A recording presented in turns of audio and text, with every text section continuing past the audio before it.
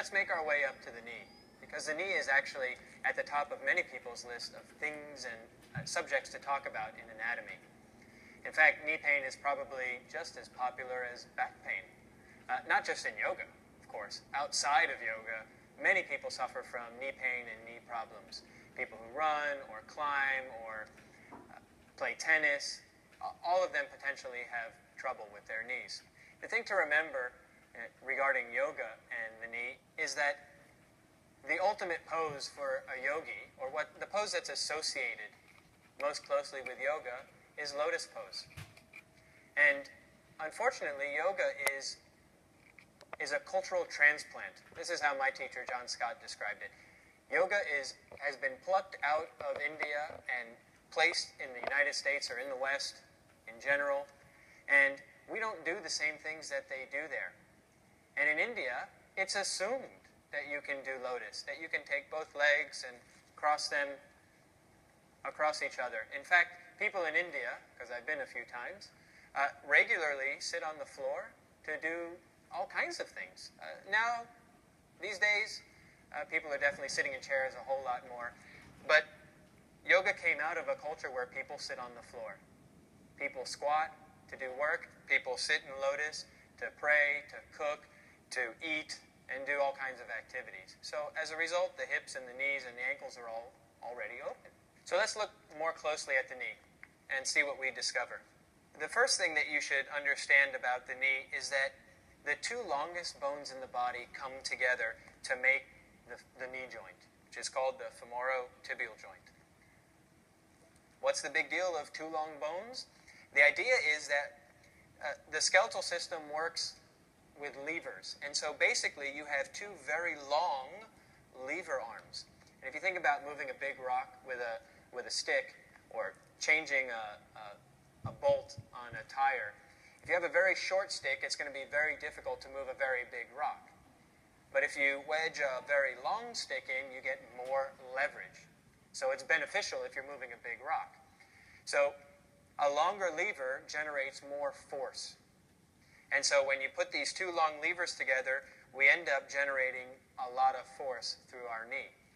And we also have a large proportion of our body weight passing through our knee joint. If we have 98% of our weight passing through our ankle joint, what do we have at the knee? Maybe 80% of our body weight passing through the knee. And so as a result, the knee has to deal with a large amount of weight passing through it, and at the same time it has to function. It has to be able to move. Another interesting way to look at the knee joint is that it sits at the center of what we call a kinetic chain. And a kinetic chain is a linking of joints, basically. So we've got three joints that are linked together. We've got the ankle, the knee, and the hip joint. And these three joints are connected in movement, particularly when we have what's called a closed kinetic chain. And that means the foot's on the floor. So this end of the chain is stuck or stopped. This end of the chain has the pelvis sitting on top of it. Whenever you have a closed kinetic chain, if you ever move the central joint, the other two joints have to change. They have to move. And so this is an important principle.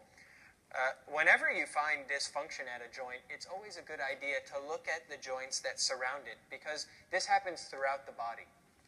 One joint never moves by itself, although you can make it. It often functions, and its function is tied into the joints that surround it. And so the knee is a victim of this. In fact, it's sitting at the center of these two joints. And so the foot adapts to whatever is on the ground. The knee then has to change and adapt to whatever the foot and ankle have done. Or if it comes from the hip joint, the knee has to then adapt to whatever is happening at the hip joint.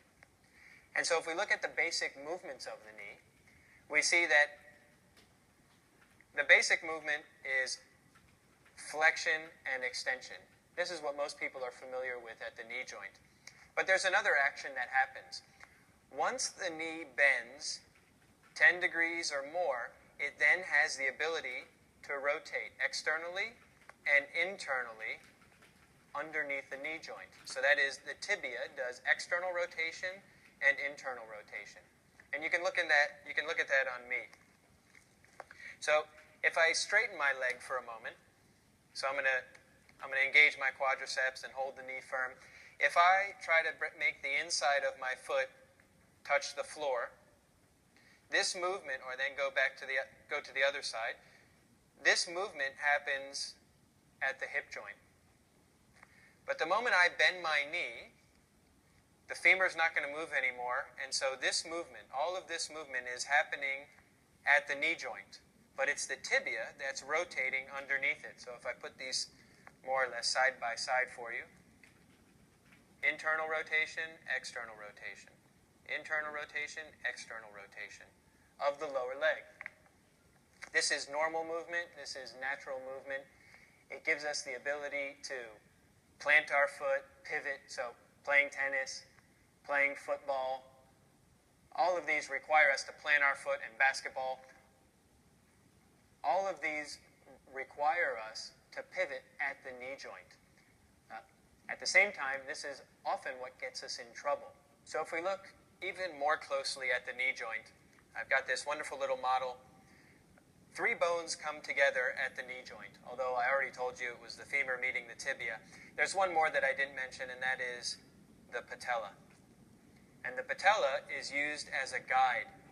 So if I bend the knee a little bit here, you'll see how the femur slides along the surface, the undersurface of the patella. That's what it's supposed to do.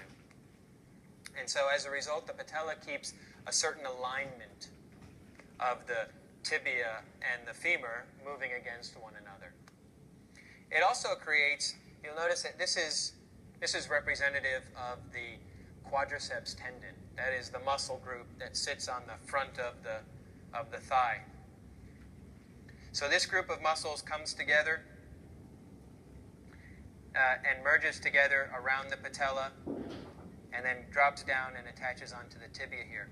And so if you look at this from the side, you notice that it goes up above the patella and then drops back down. And so one of the functions of the patella is also to create leverage, to create strength for those muscles, because those muscles are completely dedicated to extending the knee, that is, straightening the leg.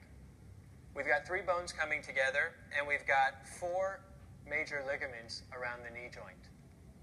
There's 2 on either side. These are called the collateral ligaments. And then we've got, let me flip the patella off, we've got 2 ligaments inside the knee, the ACL and the PCL. ACL stands for anterior cruciate ligament, and PCL, which you can barely see in the back there, if I open it up this way, here's the PCL, stands for posterior cruciate ligament. The word cruciate simply means crossing. So we have the anterior cruciate ligament, the ACL attaching onto the front, PCL attaching onto the back, and of course our words for that are anterior and posterior.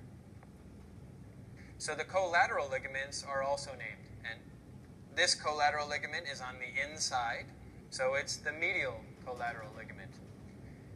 This ligament is on the outside, so it's called the lateral collateral ligament. Now, the purpose of ligaments is to allow for and restrict movement in particular directions.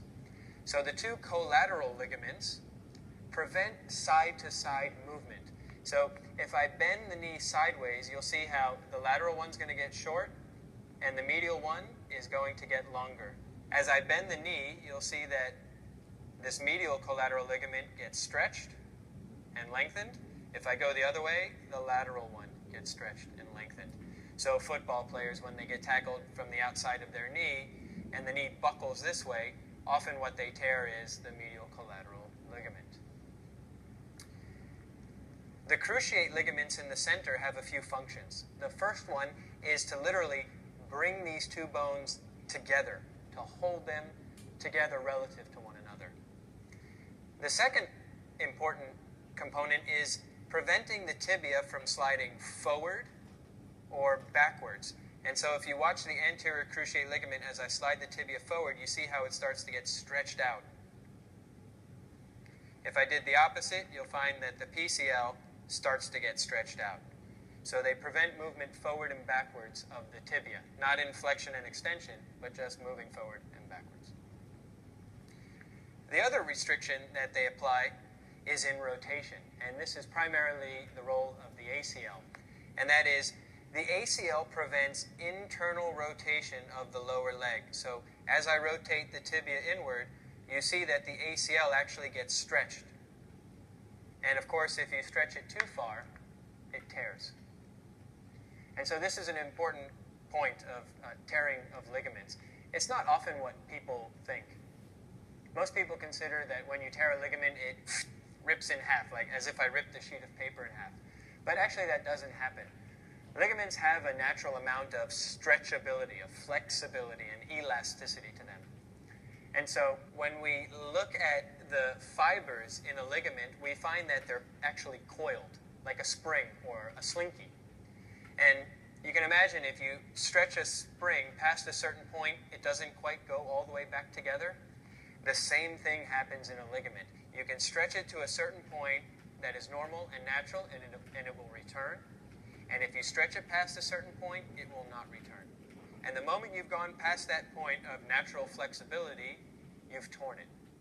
And so you often hear numbers associated with tearing, like a 50% tear or a 60% tear. That number is actually representative of the loss of stability in that ligament.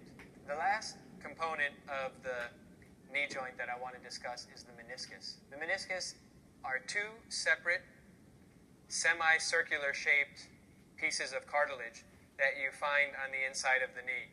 And in this model, you see that it merges together with a ligament that actually runs across the front. So the meniscus is an additional piece of cartilage inside the knee. And so it creates a deeper depression, a deeper cup for these round, knobby ends of the femur to sit inside of. So therefore, it maintains some of the stability. The second function is shock absorption. Because it's cartilaginous, it has some flexibility. So pounding on the knee, it will absorb some of that shock as the force runs through the knee joint. And the third thing is that it actually helps in movement. And they're more flexible than what this model will show, but they'll actually shift and change shape as we rotate the lower leg, or even as we do flexion. Flexion doesn't happen like this because basically you can see the femur rolls off the back of the meniscus. Instead, what you have is a rotation that happens within the meniscus. So the back of the femur kind of rolls up the ramp of the meniscus and then slides back down, all at the same time. So it's sliding and rolling and moving all at the same time to create the function of the knee joint in flexion, and then again, of course, in extension. Small tears to the outer third can repair themselves because the blood supply remains, and they can get the nutrients and blood supply that they need in order to repair. And meniscus tears, small meniscus tears, are fairly common. The most common place to have a meniscus tear is the medial meniscus and the back of it, the posterior segment of the medial meniscus. And the reason that's the most common is because of the shape of the bones as they come together and how movement happens, the way in which that rotation happens. And rotation, again, is the place in which the ligaments tend to get torn and the meniscus tends to get torn. So dysfunction of the meniscus can happen from compression. For instance, a jogger or a runner who's running around putting pressure into their knee. Just that compression can actually split the cartilage into two pieces. Rotation is another place where meniscus tears quite often happen. The third place in which meniscus tears can happen, to be quite honest, is squatting with a lot of weight. The meniscus can tear because when you go into that deep flexion and the meniscus starts getting compressed by the femur moving backwards on it.